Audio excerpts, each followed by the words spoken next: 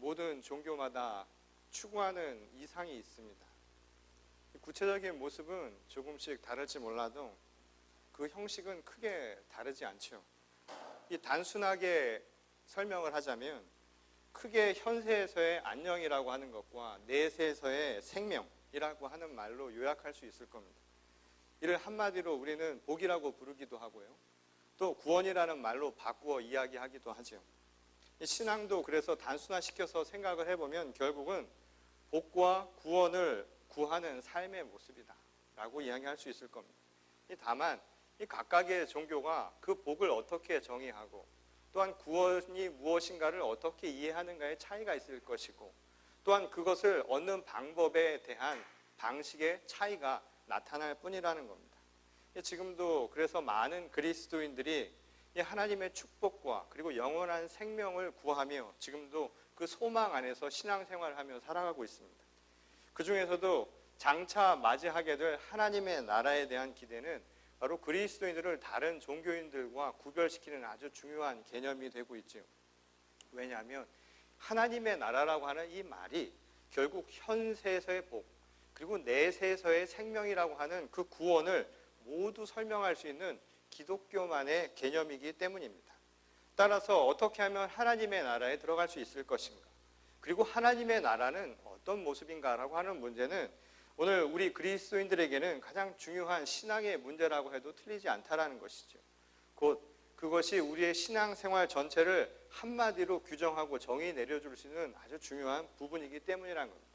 그런 의미에서 오늘 본문의 말씀은 이 하나님의 나라에 들어갈 수 있는 기준을 우리에게 명확하게 제시해주고 있는 부분이라고 할 수 있을 겁니다. 그것도 예수께서 직접 얘기해 주신 말씀이기 때문에 이것만큼 정확하게 하나님의 나라를 우리가 알 수 있는 것도 없다고 말할 수 있다는 것이죠. 예수님은 어린이와 같이 하나님 나라를 받아들이는 자, 바로 그들만이 그곳에 들어갈 수 있다라고 오늘 그 기준에 대해서 이야기를 하고 계셨습니다. 그리고 그것으로 그친 것이 아니라 들어갈 수 있는 자격을 넘어서 예수님은 아예 하나님의 나라가 바로 어린이와 같은 자의 것이다 라고 그렇게 이야기를 했습니다. 하나님 나라가 어떤 모습인가? 하나님 나라는 어린이와 같은 자의 것이고 그리고 그 나라에 들어갈 수 있는 자들은 어린이와 같은 자처럼 하나님 나라를 받아들이는 자만이 갈 수 있다 이렇게 이야기를 하신 겁니다. 하나님의 나라가 어린이와 같은 사람에게 속한 것이다 라는 말씀을 우리에게 해주신 것이죠. 이 말씀은 물론 단순하게 땅의 소유권처럼 이해해서는 곤란한 말씀입니다. 그러니까 우리가 흔히 땅의 소유를 가지고 이 땅은 내 것이요 누구 것이요 하는 그 소유권 개념과는 거리가 멀다는 것이죠. 오히려 이 말씀은 하나님 나라에 속한 이들을 이야기한 것이다. 곧 하나님 나라에 속한 것을 표현하기 위해서 하신 말씀이라고 이해하는 편이 낫다는 겁니다. 왜냐하면 하나님의 나라는 소유 개념이 아니라는 거예요. 우리가 흔히 민주주의나 왕정처럼 누가 주권을 갖고 있느냐라고 하는 의미로 이야기하는 게 아니라는 겁니다. 그러면 이 이야기는 다른 얘기가 돼버리는 거예요. 곧 하나님의 나라는 어린아이가 모든 것을 가지고 있는 것처럼 어린아이와 같은 자들이 모든 것을 소유하고 있다라고 하는 개념으로 하신 말씀이 아니라는 겁니다. 그것은 하나님의 나라의 정의와도 맞지 않는 내용이라는 겁니다. 하나님 나라라고 우리가 흔히 말할 때 그 말의 개념은 소유 개념이 아니라 통치 개념입니다. 다시 말해서 통치 원리에 대한 거예요. 예컨대 오늘날 우리를 법치 사회라고 이야기하죠. 법이 모든 것을 움직이는 사회라는 거예요. 우리는 법이라고 하는 것을 중심으로 세상 삶을 만들어간다는 거죠. 반면에 하나님의 나라는 법이 아니라 하나님의 말씀, 곧 하나님 그분이 모든 것을 통치해 나가는 바로 방식, 그리고 그 방식으로 이루어진 나라라고 하는 것을 우리에게 가르쳐주는 개념이라는 겁니다. 따라서 하나님 나라에 속한다라고 하는 것은 결국 무엇을 의미할까요? 하나님의 말씀에 의해서 내가 통치받고 살아간다는 것을 의미하는 겁니다.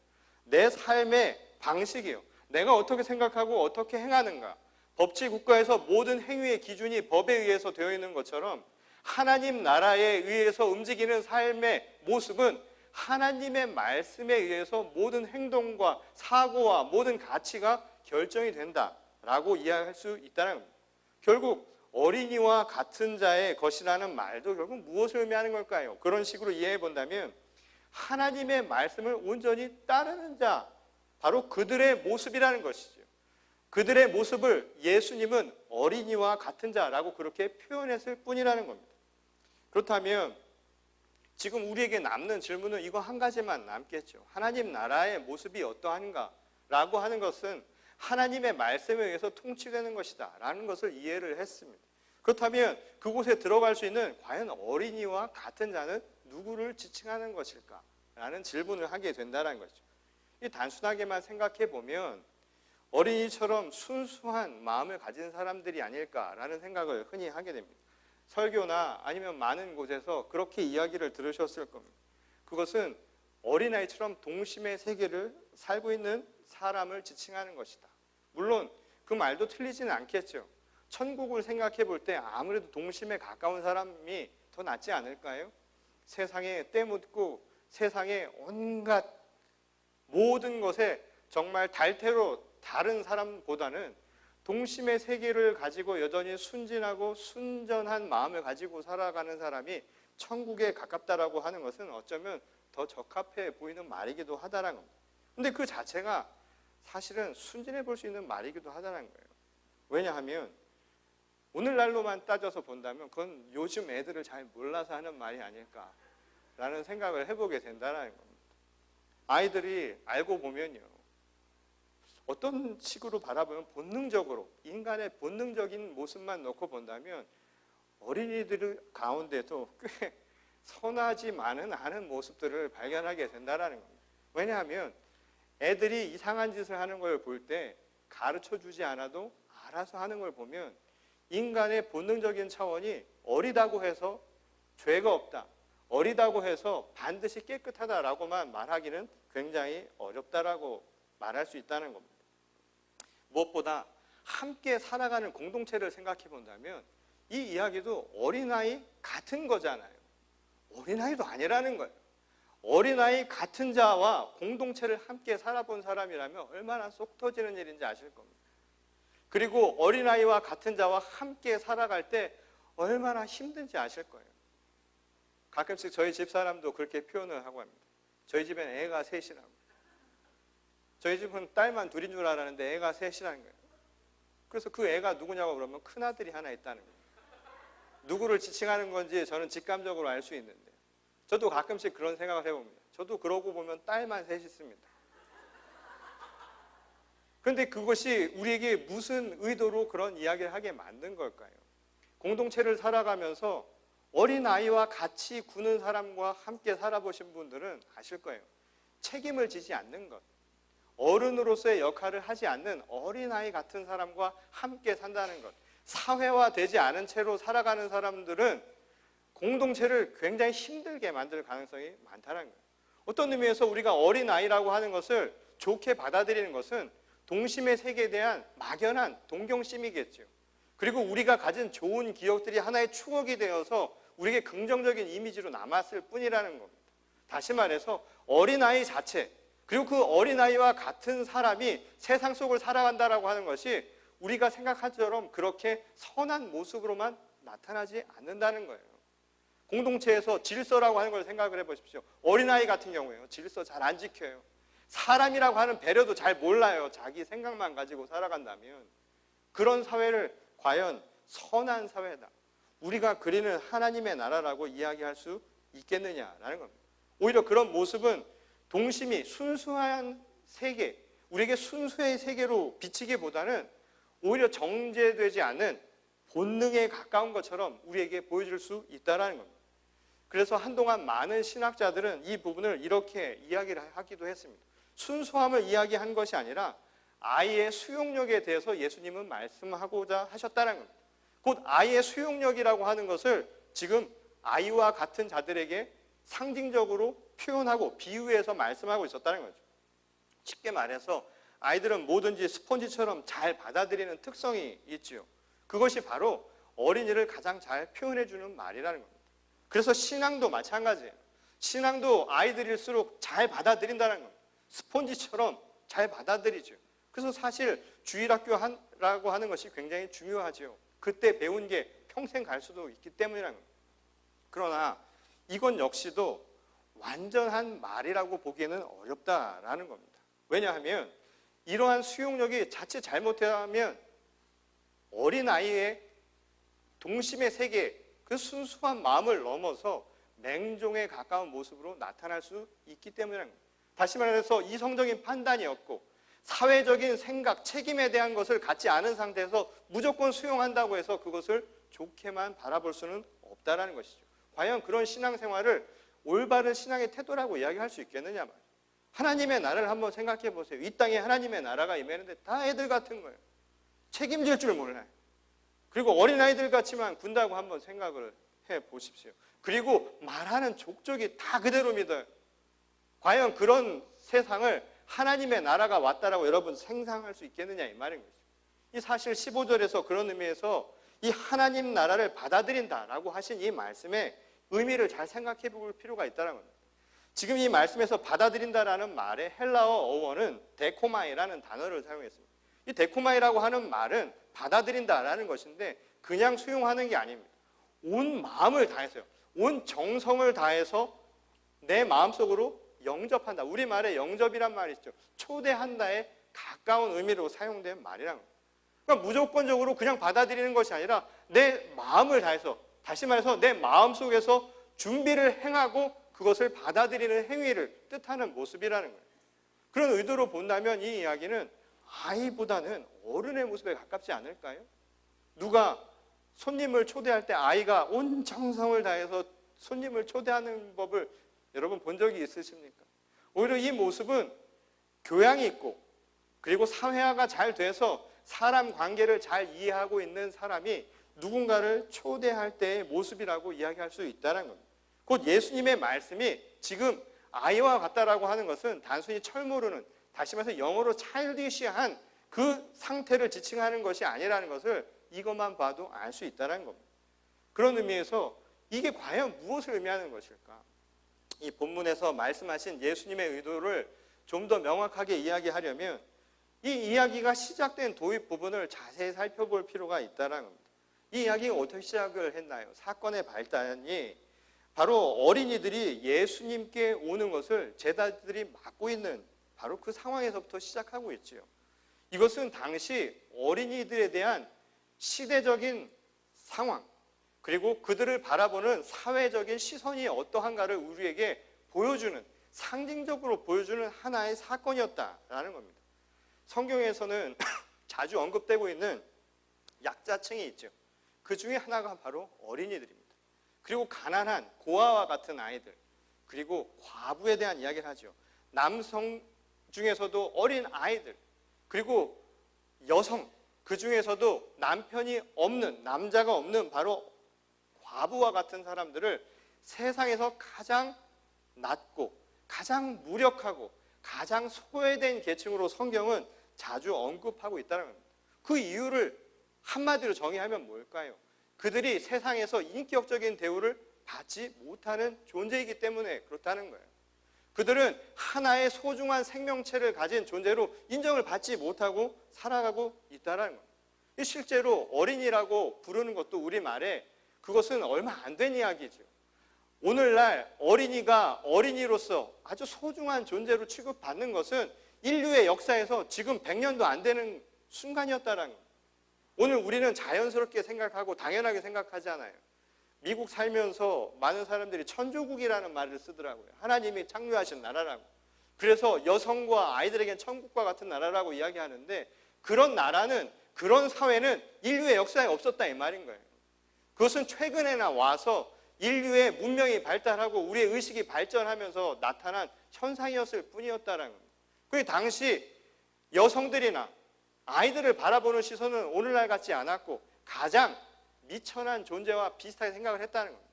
그건 왜 그러냐 하면 그들이 하나의 인격적 존재가 아닌 게 그 누구 때문에 아니면 그 앞에 그들을 수식하는 그 무엇 때문에 인정을 받았다는 거예요. 다시 말해서 귀한 집 아들 아니면 잘난 남편을 가진 여성, 그 앞에 수식하는 무언가가 그 사람을 설명해 주는 것이었지 그 자체로 하나의 인격적 존재로는 사람들로부터, 사회로부터 인정을 받지 못하고 있었다라는 겁니다. 그것이 바로 유대 사회에서도 똑같이 나타나고 있었다는 거예요. 당시 유대 사회는 가부장적 사회였죠. 그래서 어린이는 스스로를 지키지 못하는 연약한 존재일 뿐만 아니라 항상 누군가의 도움을 필요로 하는 아주 의존적인 존재로 간주되었을 뿐이었다는 겁니다. 혼자서는 살아갈 수 없는 존재였다는 거예요. 그러니 그 자체 인격적으로는 사회의 도움을 받아야 함에도 불구하고 사회로부터 미천한 존재, 미약한 존재로 오히려 간주되는 아주 모순적인 상황이 벌어지고 있었다는 것이죠. 오늘 우리가 읽은 마가복음의 문맥도 이를 배경으로 지금 예수님이 무언가 의도적으로 그들을 지칭하며 설명하고 있다는 것을 알게 된다는 것. 이미 우리가 지난 2주 동안 이 마가복음의 9장 10장의 말씀을 함께 나눠봤죠. 그 이야기는 아주 명백한 이야기였습니다. 하나님의 나라에 대한 이야기를 하고 있었어요. 그것은 예수께서 예루살렘에 입성하시기 이전에 제자들과 당시 사람들이 어떻게 생각하는가를 보여주는 대목이었다는 거예요. 그들은 예루살렘 입성이 하나님의 나라가 오는 것이라고 생각을 했습니다.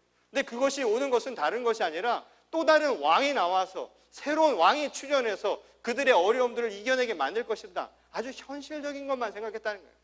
쉽게 얘기하자면 그들은 현실적인 복만 추구하고 있었다 이 말인 거예요. 그래서 예수님을 왕 중에 왕이라고 그들은 불렀고, 그래서 예수님이 왕이 될 때 자신들이 어느 자리에 앉을 것인가, 내가 공신이 되어서 얼만큼 그로부터 많은 것을 얻을 수 있을 것인가, 누가 큰 자인가, 이것만 생각하고 있었다는 거예요. 그럼 무엇을 얘기해 주는가? 여전히 그들의 시선은 아주 세상적이었다는 거예요. 세속적인 가치에서 벗어나질 못했다는 거예요. 예수님의 예루살렘 입성은 우리가 잘 아는 대로 십자가의 고난의 시작입니다. 그날로부터 예수님의 십자가의 고난이 시작이 되는 거예요. 곧 예루살렘 입성은 예수님의 십자가의 길을 의미하는 겁니다. 그러나 그것을 바라보고 그것을 앞두고 있었던 제자들은 오직 한 가지만 생각했던 거예요. 세상의 길에서 출세의 길만 생각했다는 거예요. 어떻게 하면 잘 먹고 잘 사는가? 예수를 따르던 이유가 분명하게 나타나지요. 예수 잘 믿고 잘 먹고 잘 사는 거예요. 오늘날 우리의 신앙과 틀리지 않다는 생각을 해보지 않습니까? 많은 사람들이 신앙을 이것 이외에는 가지려고 하지 않는다는 거예요. 오늘날 기복신앙이 나타날 수밖에 없는 이유가 바로 여기 있는 것이죠. 어떻게 하면 잘 먹고 잘 사는가, 어떻게 하면 내 삶이 남보다 나은가라고 하는 것만 생각하며 신앙생활을 했다는 거예요. 거기서 한 발자국도 물러서지 못한 모습, 이게 바로 제자들의 모습이었다는 거예요. 그 마지막이에요. 지금 예수님이 이 말씀을 하신 거예요. 지금 몇 명의 이야기들을 해주지 않았습니까?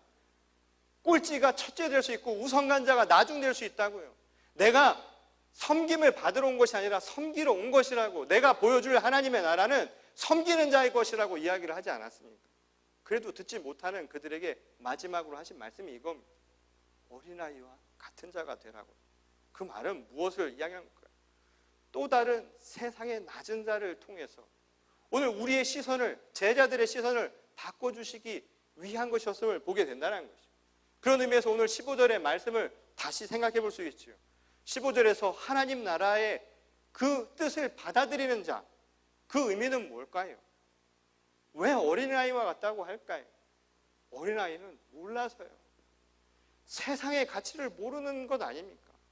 세상의 높낮이를 보고 바라보는 것이 아니라 그냥 있는 그대로 바라보는 존재라는 거예요. 그리고 그 자체가 세상의 가장 낮은 존재라는 사실을 우리에게 다시금 이야기해 주는 것이죠. 제가 저희 첫째 아이가 미국에 와서 4살 때 와서 첫 킨들가든을 들어가서 온 지 일주일도 안 돼서 영어 한마디도 못하는 애를 학교를 보냈습니다. 그래서 제가 걱정이 돼서 애를 따라다닌 적이 있었는데, 근데 학교에 가가지고 보면 그 아이들이 잘 어울려요. 제가 언젠가도 이야기했지만 아이들은 대화가 필요가 없는 존재예요. 영어, 한국말 상관없어요. 저희 애한테는 제가 가르쳤어요. 영어 못해도 되니까 한국말로 하라고. 또 희한하게 애가 갔다 오면 그런 얘기를 하는 거예요. 아빠, 선생님이 내 말 다 알아들어. 화장실 가고 싶어 하면 또 화장실 보내준대. 그 얼굴 보면 다 알죠. 뭐 필요한 거 있으면 다 아는 거죠. 그 제가 가서 아이들 얘기하는 걸 보니까 참 쉽더라고요. 왜냐하면 자기 할 말만 해. 지가 할 말 하니까 한국말을 해도 상관이 없고 어차피 영어로 하던 미국 애들은 들을 생각 없었어요. 자기 하고 싶은 말 하면 돼. 그러면서 하나의 룰이라고 하는 것들이 만들어가기 시작을 한다는 거예요. 그런데 참 놀라운 건 뭐였냐면 저는 그때 우리 아이가 갔던 학교에 아시안, 한국인은 우리 아이에 하나밖에 없었습니다. 그러니까 제가 거기에 발런티어로 갔던 학부모 중에 유일한 유색인종이에요. 그래서 걱정을 했죠. 아이들은 어떻게 볼까? 부모들은 어떻게 보는지 잘 몰랐지만 조금 서로 간에 시선 교환을 하면서 다르다는 걸 느꼈을지 모르지만 아이들은 별로 신경을 쓰지 않더라는 거예요. 그냥 똑같은 거예요. 아이들에게는 그게 너무 어려운 거야. 불필요한 거예요. 그냥 사람을 보는데 그 나머지는 불필요한 거예요. 먼저 보는 건 사람 그 자체라는 겁니다. 오늘 예수께서 어린아이와 같다라고 하는 이야기는 순수함, 그냥 단순한 순수함을 이야기한다기보다는 당시 사회적으로 세상의 가치를 통해서 사람을 보려고 했던 바로 시대에 대한 비판을 이야기하기 위해 바로 어린아이와 같다라고 말씀하셨다는 거죠. 아이들처럼 있는 그대로 보는 거예요. 사람을 그 자체로 보는 겁니다. 누구의 자식으로 보는 것이 아니라 그냥 그 사람인 거예요. 하나의 인격체입니다. 아이들도 똑같은 거예요. 어른과 마찬가지로 한 인격체인 겁니다. 언젠가 우리 청년과 이야기하다가 어머니로부터 이 힘든 대화의 어려움을 겪는 청년의 이야기를 들은 적이 있었는데, 근데 그 청년이랑 한참 이야기하면서 제가 들었던 생각이 뭐냐면 그 청년이 한 가지 잊고 지낸 게 있어요. 엄마도 여자라는 사실. 엄마도 여자예요. 제가 몰랐습니다. 저는 엄마는 그냥 영원한 엄마인 줄 알았어요. 그냥 편하게 이야기해도 되고 짜증내면 짜증 그대로 다 받아주는 존재라고만 생각을 했지요. 근데 엄마도 화가 나고 몸에 변화가 생겨서 언젠가 갱년기가 다가오면 마음에 상처도 입고 한다는 것을 잘 몰랐습니다. 근데 그 엄마와 같은 연령대의 아내와 같이 살아보니까 이해가 가는 거예요. 여자라는 사실. 우리는 한 사람을 인격으로 보지 않는 시대를 살아가는 거예요. 누구, 그가 가지고 있는 무언가를 통해서만 사람을 보려 한다는 거예요. 제가 학생들을 가르치거나 강의실이나 아니면 이 교회에서도 마찬가지예요. 당신을 소개해 보십시오 하면 우리의 소개라고 하는 것은 세상 그 어느 곳에 위치한 자기를 이야기합니다. 어느 대학에 다니는 누구입니다. 누구 집 자식 누구입니다. 우리는 또 사람들을 만나면 벌써부터 호구조사부터 시작하지 않습니까? 네 아버지 뭐 하시나? 집에 뭐 있나? 그게 자기를 설명하는 기준이 된 시대를 살아가는 그 한 사람 한 사람을 보지 않는 거예요. 이미 그 집안이 어떤 집안이라고 생각한다면 사람이 달라 보이는 거죠. 제가 S그룹의 가족이고요. S대학을 나오고 그러나 하나님께 성령의 은사를 받아서 이 자리에 선 목사가 되었습니다 하면 아마 여러분들이 동요하기 시작할 겁니다. 뭔가 있구나. 그리고 저의 말에 한마디 한마디에 여러분들은 무게를 두실 것이고 그리고 여러분들은 그것을 성령께서 나에게 주체할 수 없이 부어주시는 은혜라고 생각할지 모르겠습니다. 그런데 오늘 우리에게 중요한 메시지는 어린아이 같은 것은 사람을 사람으로 보는 거예요. 있는 그대로 바라보는 것이죠. 그런데 당시 제자들이 들어오는 어린아이들을 막았다라고 하는 이 대목은 뭘 보여주는가요? 당시 사회의 모습을 보여주는 것이죠. 가로막는 거예요. 장벽이 있는 거예요. 사람을 사람으로 보지 않는 장벽들이 있었다는 거예요. 가로막는 우리의 시선 자체에 무언가가 껴있다 이 말이에요. 사람을 사람으로 보지 않는 것은 오늘날도 마찬가지 아닙니까? 또 다른 누군가를 우리는 상처 입히면서 살아가는 이 시대의 모습이 아니었냐는 것이죠. 그와 반대로 오늘 예수님은 그 어린아이들을 막지 말라고요. 그리고 그들을 안으시고 안수하며 축복하시지 않습니까? 그리고 그 축복은 모두에게 주어진 하나님의 선물이라고 우리에게 말씀하지 않습니까? 사랑은 가리고 주는 것이 아닙니다. 사랑은 누군가에게 특별하게만 주는 특권이 아니다 말이에요. 내가 금수저를 물고 태어나서만 나에게 주어진 특권이 아니라 그냥 여러분 자체가, 우리가 이 땅에 나온 그 자체가 하나님에게는 축복이라는 것을 우리에게 가르쳐주는 말씀이라는 것이죠. 그리고 하나님의 나라는 어린이와 같은 자에게 주어진 복이라고 우리에게 분명하게 말씀하고 계십니다. 어린이와 같은 자, 그것은 다른 것이 아니죠. 하나님의 말씀을 온전히 받아들이기 위해서 주님을 내 안에 안고 살아가는 자의 모습입니다. 근데 그렇게 살아가는 자의 모습이 정말 어린이와 같은 것은 언제 나타나는 줄 아십니까? 그것이 세상을 향해 나타난다는 거예요. 가리지 않는다는 것이죠. 그 자체의 소중함을 안고 살아갈 수 있는 거예요. 이것이 바로 진정한 하나님의 나라에 들어갈 수 있는 자의 모습이라는 겁니다. 오늘 우리가 이중적인 잣대를 가지고 살아가지 않습니까? 하나님 나라의 축복을 받는다라고, 내가 그런 신앙을 갖고 있다라고 하는 것은 잘도 믿으면서 세상을 향해서는 그런 눈을 갖지 못하고 살아갔던 것은 아닐까요? 하나님의 나라, 그 십자가의 길에 눈을 뜨기보다는 오히려 세상에 눈을 두고 살아갔던 우리 자신은 아니었을까요? 가장 낮고 가장 작은 자의 소중함조차도 볼 수 있는 눈, 바로 그런 어린아이와 같은 시선들을 주님은 오늘 우리에게 요청하고 계십니다. 그리고 바로 그런 사람들을 통해서 하나님 나라를 만들어 가신다는 것이죠. 바라기는 오늘 우리 교회와 성도님들이 하나님의 말씀을 내 마음에 깊이 새기고, 그냥 그 깊이 새기는 나만의 신앙이 아니라 세상을 향해 열린 마음으로 한 사람 한 사람을 소중한 주님의 자녀로 바라볼 수 있는 주의 거룩한 성도들이 될 수 있기를 바랍니다. 하나님의 나라가 바로 우리 가운데 있습니다. 그리고 그것은 우리의 삶의 축복으로만 나타나는 것이 아니라 하나님의 영원한 생명을 통해서 모든 이들에게 참 사랑으로 나타나게 될 줄 믿습니다. 오늘은 세계 성만찬주일입니다. 그리스도를 믿는 모든 교회가 오늘 이 시간 다 함께 나와서 주님의 말씀을 나누는 것이죠. 그리고 이 공동의 식탁에 모두를 주님은 초대하셨습니다. 여러분들이 초대된 이유는 누구여서가 아닙니다. 여러분들이 무엇을 해서가 아닙니다. 여러분들이 세례를 받아서 주는 것이 아닙니다. 여러분들이 믿음의 깊이가 깊다고 주는 것이 아닙니다. 작고 보잘것없고 내가 가진 것 없고 내가 교회 나온 지 얼마 안 되더라도 주님의 한량없는 축복은 오늘 우리 모두에게 주신, 마치 어린이와 같은 모두에게 주신 하나님 나라의 축복인 줄 믿으시기 바랍니다. 그래서 오늘 이 자리에 여러분들을 초대할 때 여러분들 주님을 온전히 내 마음으로 영접하기를 바라는 어린아이와 같은 마음만 가지고 다 나오셔서 받으시기 바랍니다.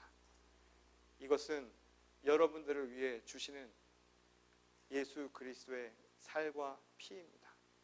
이것을 받아 먹고 마심으로 우리 안에 살아계신 예수 그리스도를 다시 한번 재확인하는 복된 자리가 될 수 있기를 주님의 이름으로 간절히 축원합니다.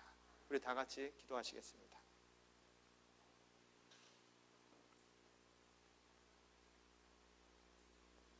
주님,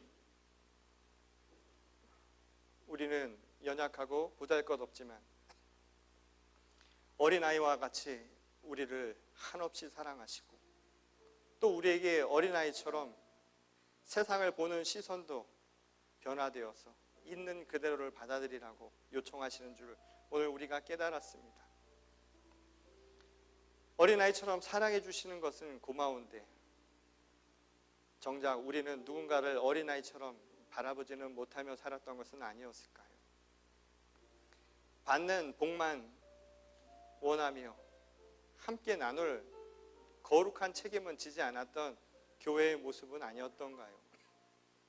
오늘 믿음의 뿌리를 다시금 바로 세우고 주님의 말씀대로 하나님의 나라를 거룩하게 만들어갈 수 있도록 주님, 저희 한 사람 한 사람을 변화시켜 주시옵소서. 오늘 주님께서 우리와 함께 하시며 이 성만찬을 통하여서 하나님의 거룩한 교회로 다시금 저희를 일으켜 세워주실 줄 믿사옵고 거룩하신 예수님의 이름으로 기도드렸습니다.